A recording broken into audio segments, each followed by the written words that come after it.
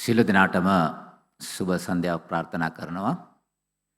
අද දවසේ කොළඹ දිස්ත්‍රික් සම්පකාර මේ සම්මේලනයට සම්බන්ධ වෙලා ඉන්න ආරාධිත ප්‍රධාන ආරාධිතයෙකුට සම්බන්ධ වෙන ජනතා විමුක්ති පෙරමුණේ ප්‍රධාන ලේකම් ටිල්ලින් සිල්වා මැතිතුමාගෙන් ඒ වගේම කොළඹ දිස්ත්‍රික්කේ නියෝජනය කරමින් මේ මොහොතට සම්බන්ධ වෙලා ඉන්න පාර්ලිමේන්තු මන්ත්‍රී චන්ද්‍රසූරිය ආරච්චි මැතිතුමාත් ඒ වගේම දේවානන්ද සුරවීර මැතිතුමාගෙන්ද ඒ වගේම මේ නියමුවානන් හැටියට කටයුතු කරන අපේ සභාපතිතුමන් ඒ වගේම අපේ පොල්ගොල්ල ජාතික සම්පකාරගේ සභාපතිතුමන් ඇතුළු සම්පකාර ක්ෂේත්‍රයේ සනස ක්ෂේත්‍ර නියෝජනය කරමින් මේ අවස්ථාවට සම්බන්ධ වෙලා ඉන්න සියලු දෙනා වගේම මාධ්‍යවේදී ඔබ සියලු දෙනාගේම අවසරයි. මම හිතන්නේ අද මේ සම්මේලනය නැත්තම් මේ ගොඩනැගීම පිළිබඳව බොහෝ දේවල් අපි කතා කළ යුතු නැහැ. සභාපතිතුමා මූලික කාරණා සියල්ල පැහැදිලි කරා. ඒ වගේම මේ වේදිකාව තුළ නාට්‍යානුසාරයෙන් මේ සනස ආරම්භ වුණේ කොහොමද? සනසේ වගකීම මොකක්ද කියන එක පිළිබඳව පැහැදිලි කිරීමක් කරා. ඉතින් මම හිතනවා සම්පකාරය පිළිබඳව වසර ගණනාවක ඉතිහාසයේ සභාපතිතුමා පැහැදිලි කරා වගේ අපේ රට තුළ සාකච්ඡා වෙමින් තියෙන වෙලාවක වත්මන් ආණ්ඩුවේ අපේ මෙතෙක් මේ සම්පකාර ක්ෂේත්‍රයට නොතිබිච්ච නැත්නම් සම්පකාර ක්ෂේත්‍රය පිළිබඳ අවධානයට යොමු නොකිරීම පිළිබඳව අපි සැලකිය යුතු සාකච්ඡාවක් මේ ආණ්ඩුව ඇතුලේ අමාත්‍යාංශය ඇතුලේ සාකච්ඡා කළා. ඒ නිසා තමයි අපි මේ ආණ්ඩුව පත් වෙනකොටම මේ අමාත්‍යාංශ විෂයන් බෙදනකොට සම්පකාර විෂය කියලා වෙනම විෂයක් අමාත්‍යාංශයකට වෙන් කරලා ඒ අමාත්‍යාංශයේ සම්පකාර වෙනුවෙන් විතරක් වෙනම නියෝජ්‍ය අමාත්‍යවරයෙක් පත් කළා. අද අපේ අමාත්‍යාංශයේ සම්පකාර විෂයට වෙනම නියෝජ්‍ය අමාත්‍යවරයෙක් ඉන්නවා. අද එතුමට මෙතනට සහභාගී වෙන්න බැරි වුණා. එතුමට විශේෂ වැඩසටහනක් උතුරු ප්‍රදේශයේ අපේ මාර්ග අමාත්‍යතුමත් එක්ක තියෙන නිසා. අපි හිතනවා මේ සාකච්ඡාව තුළ අපිට මේ සම්පකාර ක්ෂේත්‍රයේ වැදගත් වෙන්නේ රටක සංවර්ධනයේදී කොහොමද ඒ වැදගත් වෙන්නේ කියන එක පිළිබඳව අදහස් කීපයක් ඉදිරිපත් කරලා හොඳයි කියලා හිතුණා.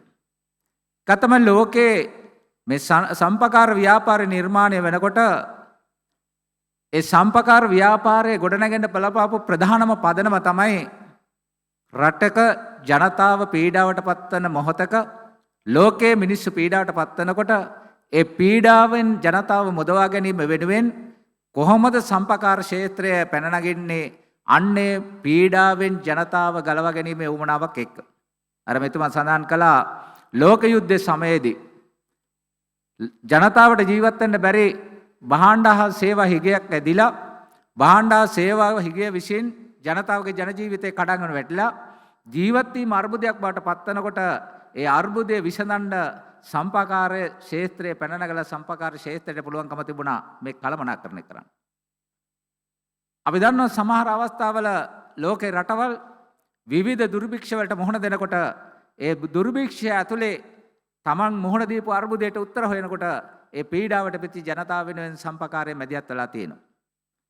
ඒ වගේම අපි දන්නවා රටක නිෂ්පාදනය කඩන් වැටිලා ආර්ථික අර්බුදයක් ඇවිල්ලා ආර්ථික අර්බුදය ආපු මොහොතක ඒ ආර්ථික අර්බුදය ඇතුලේ මිනිස්සුන්ගේ ජීවිත කඩන් වැටෙනකොට ඒකට උත්තර හොයන්න සම්පකාරයේ මැදිහත් වෙලා තියෙනවා. ඒ වගේම අපි දන්නවා ඒ මැදිහත් වීම අභිබව ගිහිල්ලා රටක සංවර්ධනයේදී කොහොමද සම්පකාර ක්ෂේත්‍රයේ මැදිහත් වෙන්නේ? දැන් අපි ලංකාව ගැන කතා කරොත් ලංකාවේ සම්පකාර සමිති දහස් ගණනාවක් නිර්මාණය කළාට ඒ නිර්මාණය කරන නැත ගොඩනගන ලද සම්පකාර වලින් රටේ සංවර්ධනයට දායක වීම සඳහා නිෂ්පාදනයට අතහිත දෙන ශක්තිපත් කරන නිෂ්පාදනයේ කොටස්කරුව බවට පත්වෙච්ච සම්පකාර තියෙන ඉතා සුළු ප්‍රමාණයක්. ගොඩක් තියෙන්නේ මූල්‍ය ක්ෂේත්‍රයේ ගණදුරු කරන සහ අපේ අර සම්පකාර ප්‍රාදේශික හරහා බහණ්ඩ බෙදා හැරීමේ වගේ සමිති තමයි ගොඩක් ඒවා තියෙන්නේ. හැබැයි අපි දන්නවා ඉන්දියාව රටක් හැටියට ඉස්සරහට එනකොට ආර්ථික වශයෙන් ශක්තිමත් වෙලා ඉදිරියට එනකොට ඒ ඉදිරියට එන ඉන්දියාවට මූලික ශක්තියක් සපයන ඉන්දියාවේ තියෙන ආයතනයක් තමයි සම්පකාර ව්‍යාපාරය.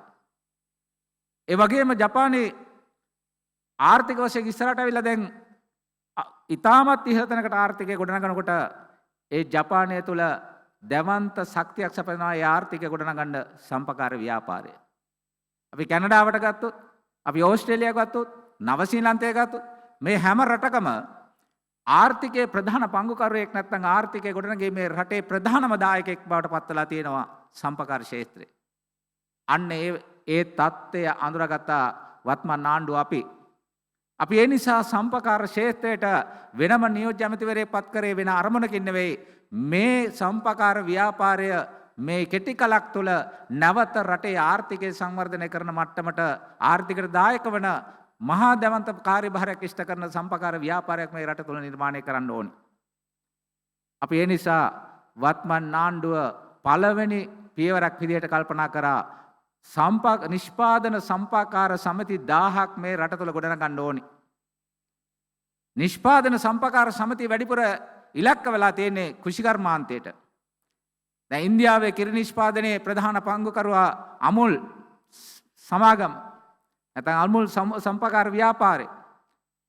සම්පකාර සමිති විතරක් නෙවෙයි සම්පකාර ක්ෂේත්‍රය තුළ මහා දැවන්ත ශක්තියක් අත්පත් කරගත්ත ව්‍යාපාරයක් තමයි අමුල් ව්‍යාපාරය. ලෝකෙට වගේ රට ඇතුළට කිරි නිෂ්පාදනයේදී දායකවලා තියෙනවා. ඒ වගේම නවසීලන්තේ කිරි නිෂ්පාදනයේදී ප්‍රධානම කාර්යභාරයක් කරන එක සම්පකාර ව්‍යාපාරයක් තමයි කිරි නිෂ්පාදනයට දායක වෙන්නේ. ඒතර මේ වගේ රටක ආර්ථිකය ශක්තිමත් කිරීමේදී සම්පකාර ක්ෂේත්‍රයට කළ හැකි කර යුතු බොහෝ කාර්යභාරයන් තියෙනවා කියන කටයුත්ත අපි අඳුරගෙන තියෙනවා. ඒ වෙනුවෙන් අපි මැදිහත් වෙනවා. හැබැයි අපි දන්නා පහුගිය කාල සීමාව තුළදී අර මෙතුමා කිව්වා වගේ සම්පකාරයේ දේශපාලනීකරණය වීම නිසාම ඇතිවෙච්ච තත්ත්වයන් ටිකක් තියෙනවා. හැබැයි ඒකෙන් කියන්නේ සම්පකාර ව්‍යාපාරයට දේශපාලනයේ සහයෝගය ඕනේ නැහැ කියලා. සම්පකාරයට දේශපාලන ව්‍යාපාරයේ ශක්තියක් ඕනයි. ඒ දේශපාලන ව්‍යාපාරය කියලා කියන ආණ්ඩුවක්. ආණ්ඩුවේ ශක්තියක් තියෙන්න ඕනකම තියෙනවා. නීති රීති හදනකොට, අනපනත් ගේනකොට වැරදි දේවල් එනවනම් ඒවා කළමනාකරණය කිරීම වෙනුවෙන් රජයේ මැදිහත් වීමක් ඕනේ. ඒක ඇතුලේ තමයි දේශපාලනික මැදිහත් වීම තියෙන්නේ. හැබැයි අපි පහුගිය දවස්වල දැක්කේ ඊට වඩා වෙනස් එකක්. අපි සම්පකාර ව්‍යාපාරයේ මේ කඩාවැටීම ඇතුලේ තියෙන ප්‍රධානම දෙයක් තමයි මේ දේශපාලන කිරීම හරහා දේශපාලනික තත්ත්වයට පත්වීම හරහා මේ ආයතන පවත්වාගෙන යන්න නායකත්වය ගන්න තනතුරු වලට පත් වෙන අය අතර අති බහුතරයක් හිටියා සමහර තැන්වල සුදුසුකම් සහිත අය නොවන බව. දැන් පුංචි උදාහරණයක් මෙතන කිව්වා සම්පකාර කීපයක පමණක් වංචා දූෂණ ගැන අපි කතා කරන්නේ කියන එක. හොයන්නේ බලන්නේ කියන එක. නෑ අපි මුළු ලංකාව පුරාම තියෙන සියලුම සම්පකාර සමිති පිළිබඳ වෙනකොට අවධානය යොමු කරලා දැන් මේ සම්පකාර සමිති ඉස්සරහට යන්න යම් බාධාවක් තියෙනවා නම් නීතිමය බාධාවක් තියෙනවා නම් අපි විසින් පනවන ලද අනපනත්වල බාධාවක් තියෙනවා නම් ඒවා නැවත සොයා බලලා වෙනස් කරලා මේ සම්පකාර ව්‍යාපාරයේ ශක්තිමත්ව ඉස්සරහට ගෙනියන්න පුළුවන් මට්ටමට ඒ නීති රීති අනපනත් අපි වෙනස් කරමින් හරි මේකට උදව් කරන්න අපි තීන්දුවක් කරන් තියෙනවා. දැන් ඒ වෙනුවට සාකච්ඡාවක් තියෙනවා. ඒ වෙනුවෙන් අපි අනපනත් මේ වෙනුවට සම්මත කරමින් තියෙනවා. අපි දැක්ක මම පුංචි උදාහරණයක් ගත්තොත් අර දේශපාලනීකරණ වීම හරහා කොහොමද සම්පකාර ව්‍යාපාරයේ පීඩාවටපත් වුනේ නැත්නම් විනාශ වුනේ කියන එක දැන් මම ඉන්න මොනරාගල දිස්ත්‍රික්කයේ එක සම්පකාර සමිතියක් පිළිබඳව අපි හොයලා බැලුවා පහුගිය දවස්වල. ඒ හිටපු සභාපතිවරයා ප්‍රමුඛ ඒ කණ්ඩායම් පිළිබඳව විවිධ විවේචන විවිධ චෝදනා ගොඩනැගිලා තිබුණා.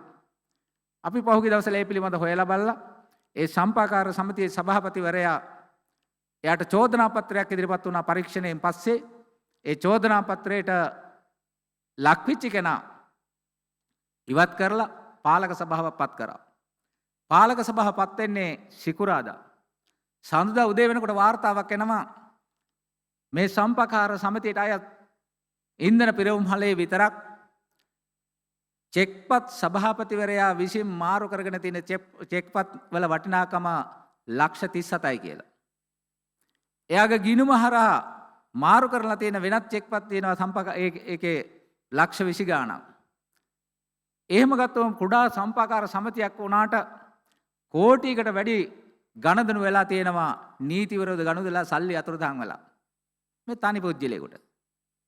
එතකොට එහෙම සම්පාකාර සමිති කඩා වැටීමට දේශපාලන යම් බලපෑමක් වුණාට අපි විශ්වාස කරනවා රජයක් මැදිහත් වෙලා දේශපාලනික නායකත්වය සැපීම හරහා මෙන්න මේ සම්පාකාර ක්ෂේත්‍රය ලංකාවේ රටේ ආර්ථිකය ගොඩනගන රටේ ආර්ථිකය ශක්තිමත් කරන්න පුළුවන් ප්‍රධානම බලවේගයක් බවට සමෝපාකාර ක්ෂේත්‍රය වත්මන් ආණ්ඩුවේ වසර 5 ගෙවනකොට අපි මේ රට තුල ගොඩනගනවා කියන සහතිකය ඔබ අපිට දෙනවා.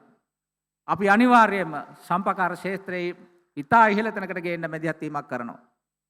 අපිට උපදෙස් ගන්න පුළුවන් අයගේ උපදෙස් ගන්නවා. මම මේ සභාපතිතුමාට දැනුවත් කළේ පසුගිය දවසක සනස බැංකුවේ හිටපු ලීලානන්ද මැතිතුමා එතුමා මේ ලංකාවේ ඉන්න ප්‍රධානතම සම්පාකාර ක්ෂේත්‍රයට සම්බන්ධ ප්‍රධානීන් 59ක් කොළඹට ගෙන්නලා එයාලත් එක්ක සාකච්ඡාවකට මාව කැඳෙව්වා. ඒ වෙලාවේදී එතුමන්ලගේ පැත්තෙන් ඉදිරිපත් වෙච්ච අදහස් යෝජනා ඒවා පිළිබඳ අපි සැලකිලිමත් වුණා. එයාලා අපිත් එක්ක දිගට ගණදුරු කරමින් මේ ආයතන ගොඩනගන්න ශක්තිමත් කරන්න එතුමන්ලට කරන්න පුළුවන් හැමදේම ආණ්ඩුවක් හැටියට ආණ්ඩුව ප්‍රතිපත්තිත් එක්ක එකතු වෙලා වැඩ කරන්න එයාලා එකඟ වුණා. ඒකට ආණ්ඩුව ප්‍රතිපත්තිමය වශයෙන් අරමුණ තමයි සම්පාකාර ක්ෂේත්‍රය මේ රටේ නිෂ්පාදන ආර්ථිකයේ ප්‍රධානම පංගුකරුවෙක් බවට පත් කරගන්න. අපි දැනටමත් කෘෂිකර්ම ක්ෂේත්‍රයට වැඩි අවධානයක් යොමු කළා. කෘෂිකර්ම ක්ෂේත්‍රය තුළ ඒ වැඩි නිෂ්පාදනයේ කොටස්කරුවේ පංගුකරුවෙක් බවට ලංකාවේ සම්පාකාර සමිති සම්බන්ධ කරගන්න අපේ බලාපොරොත්තුවක් තියෙනවා. දැන්ටත් අපි පළාත් ගණනාවක පළාත්වල ඉන්න නිලධාරි මට්ටමේ අය විතරක් නෙවෙයි ගොවි සමිතිවල අය විවිධ කණ්ඩායම් එකතු කරලා අපේ නියෝජ්‍ය අමාත්‍ය උපාලි සමරසිංහ මැතිතුමත් ඒ වගේම අපේ අමාත්‍යංශයේ ජ්‍යෙෂ්ඨ උපදේශක හැටියට උපදේශකතුමාත් අමාත්‍යතුමාගේ සියලු දෙනා එකතු වෙලා දැන් පළාත් මට්ටමින් ගිහිලා සාකච්ඡා කරමින් තියෙනවා අපි කොහොමද මේ නිෂ්පාදන සම්පාකාර සමිති පළාත් මට්ටමේ සම්පාකාර සමිති හරහා ගොඩනගන්නේ කියන අදහසක්. ඒ නිසා මම හිතන්නේ අද දවසේ ඔබතුමන්ලට ප්‍රධානම අරමුණ තිබුණේ මෙන්න මේ කොළඹ දිස්ත්‍රික්කයේ සම්පාකාර ක්ෂේත්‍රයේ නීලන සනස සමිතිය සියල්ල එකතු කරලා මෙතුමගේ අදහස් අනුව 300 ගණනාවක් ඒකේ සමිති තියෙනවා. අද 300කින් විතර සහභාගී වෙලා තියෙනවා. අපි කවුරුත් මේ රට හොඳ තැනකට නිර්මාණය කරන්න. මේ රටේ ජීවත් වෙන මිනිස්සු යම් පීඩාවකට පත් වෙලා තිබෙච්ච, කඩන් වැටලා තිබෙච්ච, ජීවන තත්ත්වයේ බිඳ වැටිලා ඊ타ත්ම පීඩාවට පත් වෙලා තියෙන මොහොතක ඒක වෙනස් කරන්න පුළුවන් මට්ටමේ දේශපාලනික වෙනසක් රටේ කරලා ඒ දේශපාලනික වෙනස කරපු ජනතාව මේ සම්පාකාර ක්ෂේත්‍රයේ යම් වෙනසක් අපේක්ෂා කරනවා නම් එහි සමාජයේ ඔබ ඒ වෙනස කරන්න වත්මන් ආණ්ඩුවේ අපේ අමාත්‍යංශ සූදානම් කියන පණිවිඩය ඔබට දෙමින් අද දවසේ මේ රැස් වෙච්ච ඔබ සියලු දෙනාටම මේ ක්ෂේත්‍රයේ තව කාලයක් තිස්සේ වැජඹෙමින් මේ ක්ෂේත්‍රය තවදුරටත් ශක්තිමත් කරමින් සම්පාකාර ක්ෂේත්‍රය තුළ කොළඹ දිස්ත්‍රික්කයේ නියමුවන් හැටියට ඔබ සියලු දෙනාටම මේ ආර්ථික කටයුතු රටේ නිෂ්පාදන ආර්ථිකයේ කටයුතුට දායක වෙලා රටේ ආර්ථිකය සංවර්ධන ක්‍රියාදාමයක් කරා මෙහි මේ කටයුතු වලට දායක වන්න ශක්තිය ධෛර්ය ප්‍රාර්ථනා කරමින් මා නින්නවා බොහොමත්